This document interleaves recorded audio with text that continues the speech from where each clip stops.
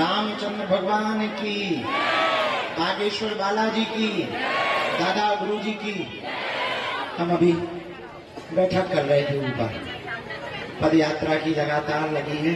तो आज भी यहाँ की पुलिस प्रशासन आई हुई थी, छतरपुर जिले के कलेक्टर वहाँ तैयारी चल रही है।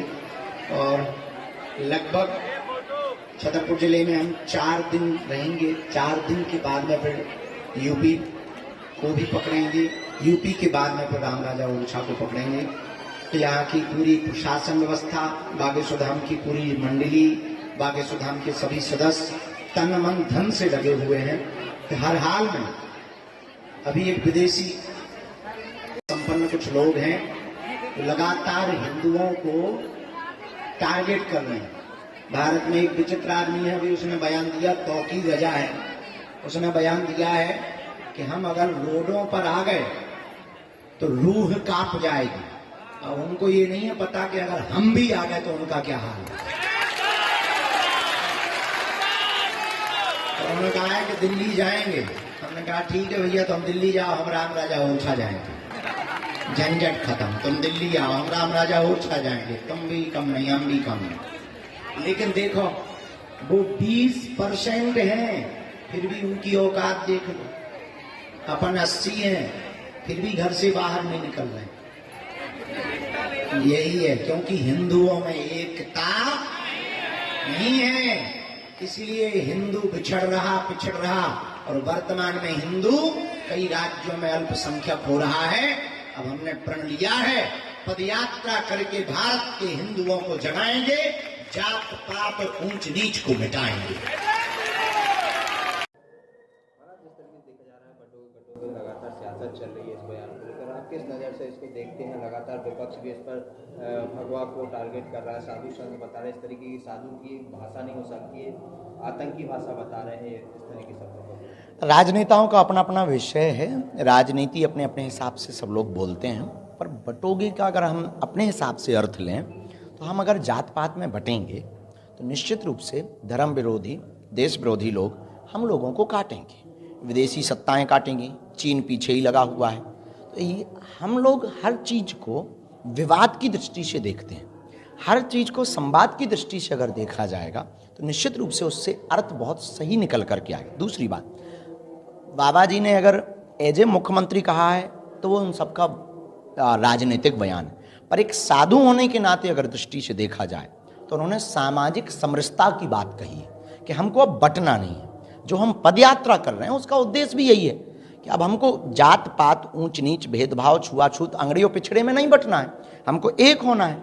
एक होंगे तो हम देश को आगे बढ़ा पाएंगे, एक रहेंगे तो विदेशी सत्ताओं से लड़ पाएंगे, एक रहेंगे तो चीन हमको आंख नहीं दिखा पाएगा, एक रहेंगे तो देश के विकास में हम सब भागीदारी दे पाएंगे, अब वो कोई भी हो।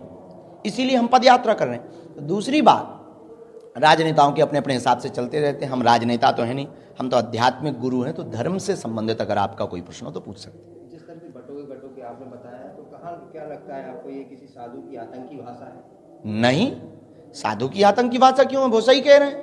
अगर साधु के नाते वो कह रहे हैं तो आतंकी भाषा किस बात की है? आतंकी भाषा तो ये है कि तन से सर जुदा कर देंगे।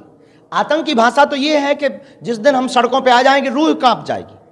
आतंकी भाषा तो ये है कि कानून अगर नहीं मानेगा तो कानून तोड़ देंगे। आतंकी भाषा तो ये है कि भारत तेरे टुकड़े होंगे। आतंकी भाषा ये है। हम सामाजिक समरसता का कोई अगर साधु या हमारे बाबा जी ऐसा कह रहे हैं, हम देखो एज ए मुख्यमंत्री के सपोर्टर नहीं, पर बाबा जी आध्यात्मिक एक पीठ के धर्मगुरु हैं और उन्होंने सही बोला है कि अगर हम बट जाएंगे समाजों में, जातियों में, तो निश्चित रूप से कट जाएंगे। अभी तौकी रजा का ही बयान आया है कि भगवत को लेकर के हम लोग सड़कों पर आ जाएंगे तो आपकी रूह कांप जाएगी, दिल्ली की तरफ पूजे, और आपके भी इस तरीके का भी हाल में बयान आया। अब ये भारत के हिंदुओं को सोचना चाहिए कि वो 20% में इतना डरा रहे हैं कि वो सड़कों पे आ जाएंगे तो रूह कांप जाएगी। लेकिन तौकी रजा साहब को ये भी तो सोचना चाहिए कि अगर हम लोग अगर आ गए तो तब क्या होगा? तब क्या होगा? हम लोग भी तो आ सकते हैं। हम लोगों के पैर नहीं है क्या? भगवान ने नहीं दिए हैं क्या? उन्हीं भर को पैर दिए हुए हैं। इसलिए छेड़ोगे तो छेड़ोगे, छोड़ेंगे नहीं। इसलिए इस देश में दंगा नहीं चाहिए, हमें इस देश में गंगा चाहिए। तो इस देश में ऐसी नफरती बातें फैलाना बंद करें वो।